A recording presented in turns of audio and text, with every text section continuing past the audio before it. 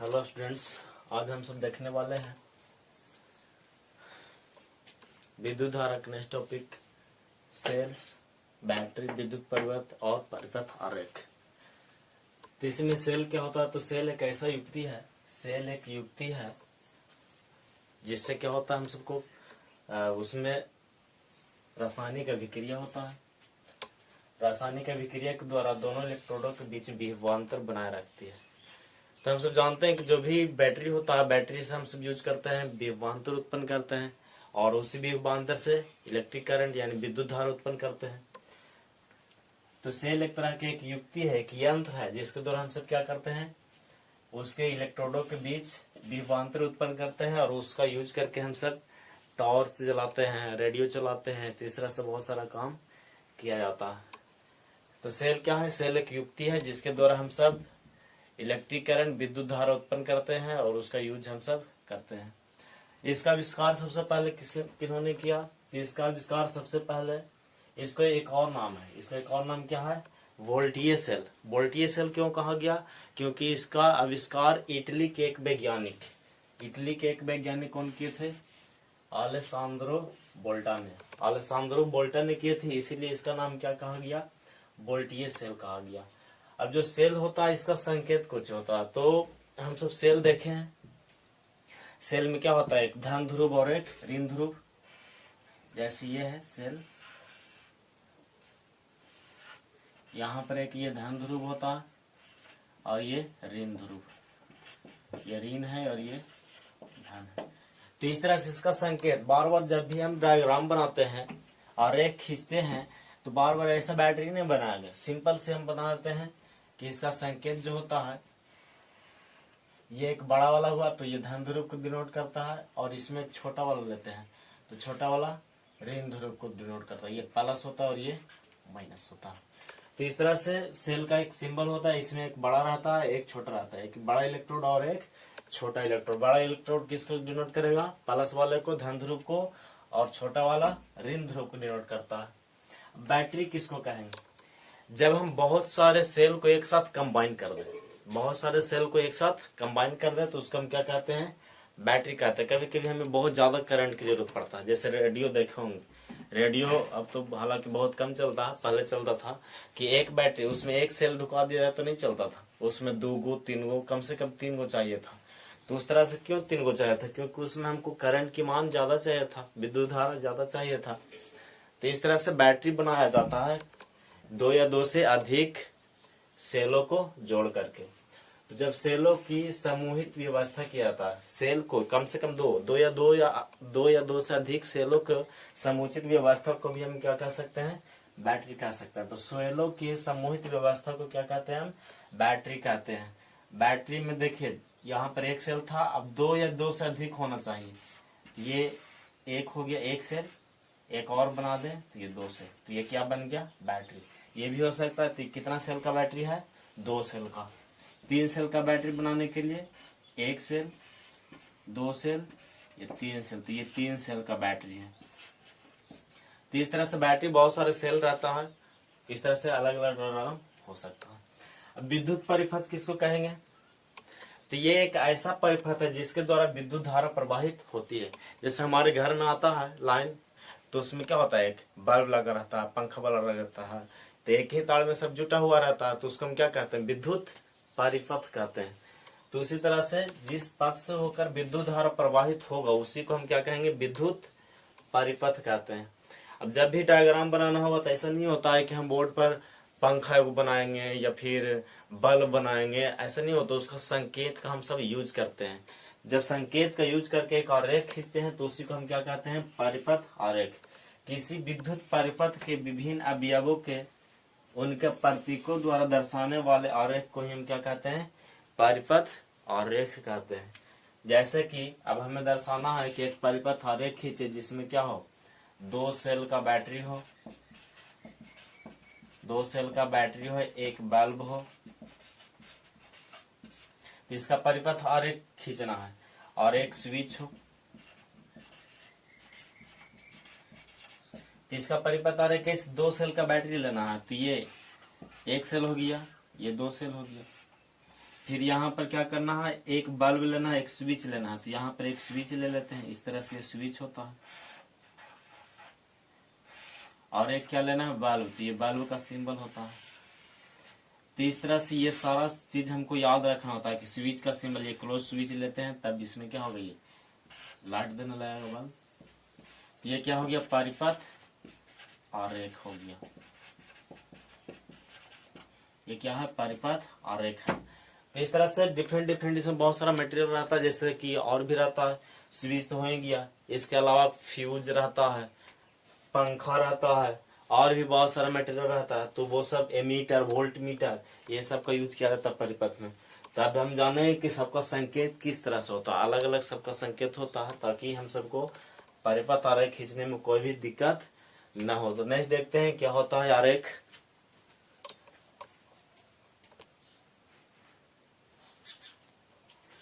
तो अब हम सब पहुंच गए हैं कि विद्युत परिपथ के अवयव कौन कौन है और प्रतीक कौन कौन है। तो विद्युत परिपथ का जो अवयव होता है, अवयव मतलब समझ रहे हैं, अवयव उसको कहते हैं जो विद्युत परिपथ हम सब यूज करते हैं।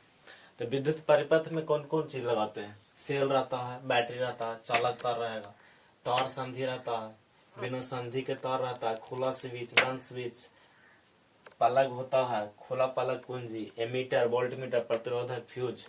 पलक तो देखोगे, पलक इस तरह से होता है, यहाँ पर एक रहता है, यहाँ पर, और एक दो। ये पलक ला करके इसमें ढुकाना रहता है। तो इस तरह से क्या होता है, ये जाने लगता है करंट।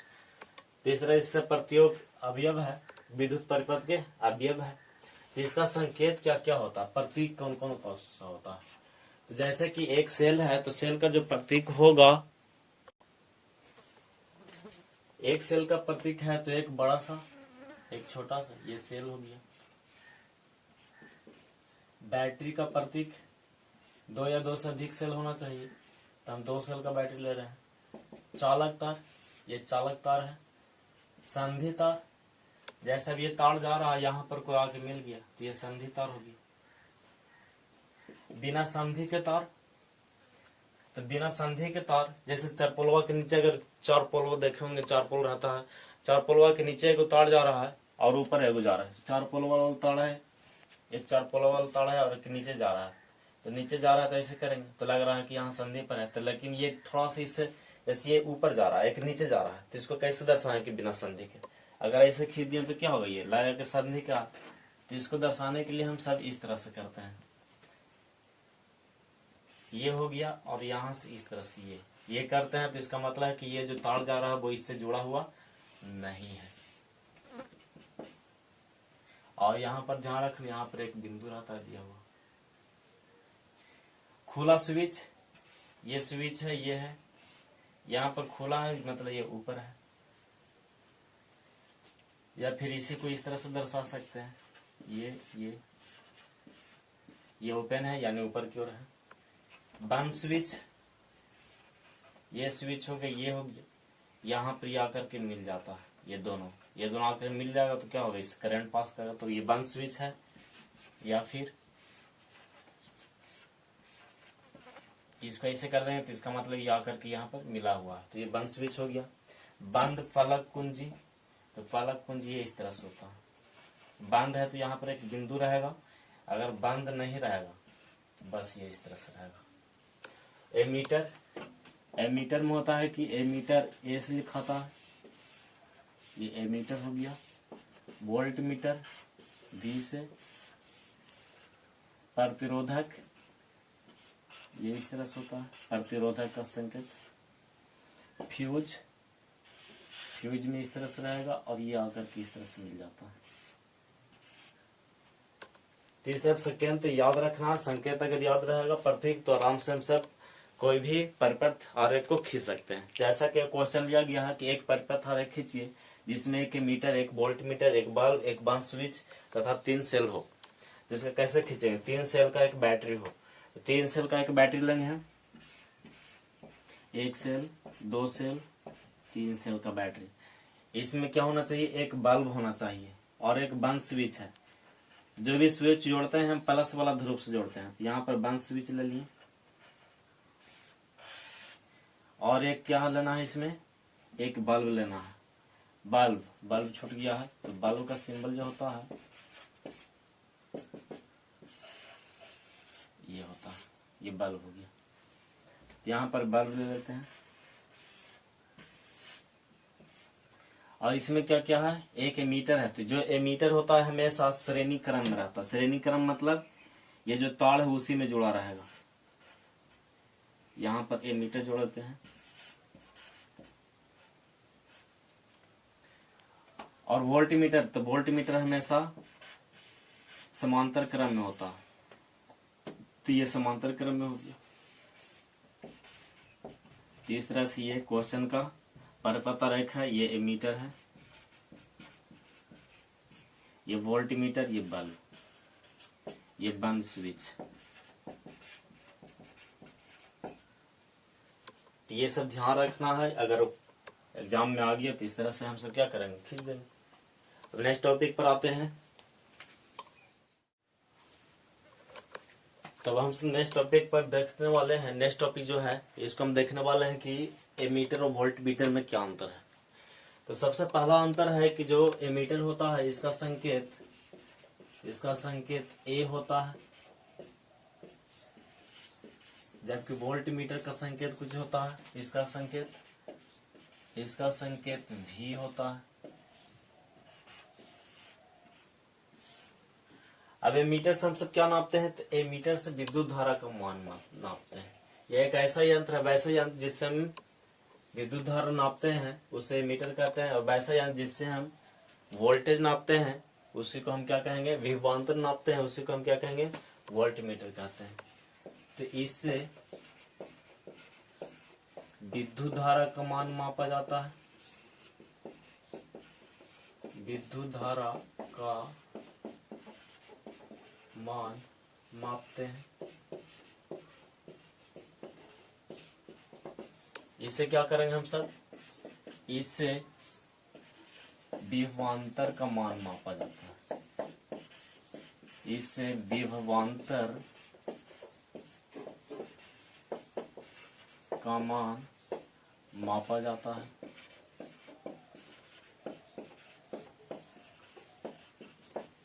इसके साथ साथ दो अंतर हो गए। इसके साथ साथ अगला अंतर है कि इसको हम हमेशा श्रेणी क्रम में जोड़ते हैं। जब भी कोई परिपथ रहेगा तो उसमें कौन सा क्रम में जोड़ेंगे, श्रेणी क्रम में। इसे श्रेणी क्रम में जोड़ते हैं।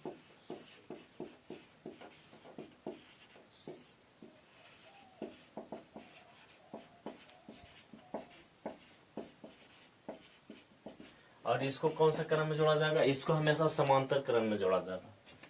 इसे समांतर क्रम में जोड़ते हैं।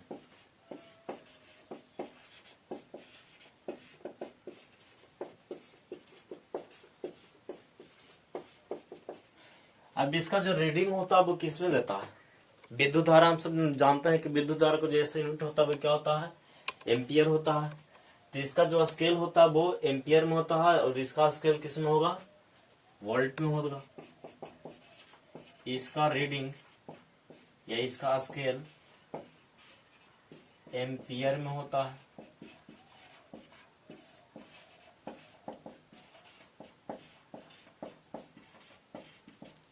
और इसका रीडिंग किस में होगा, इसका स्केल वोल्ट में होता है।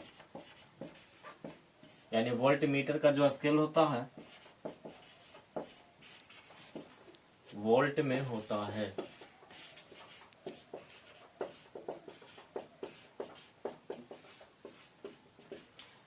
तो एमीटर और वोल्ट मीटर के बीच यही सारा डिफरेंस है। इसको अगर परिपथ में दर्शा दें हम तो श्रेणी क्रम में किस तरह से जोड़ा जाएगा, ये अगर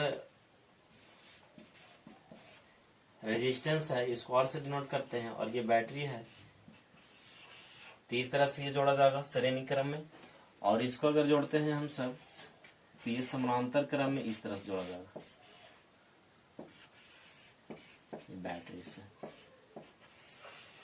ये कौन क्रम है, समांतर क्रम है। और ये कौन सा क्रम है, श्रेणी क्रम। तो यही डिफरेंस होता है। Thank you for watching. जय हिंद, जय भारत।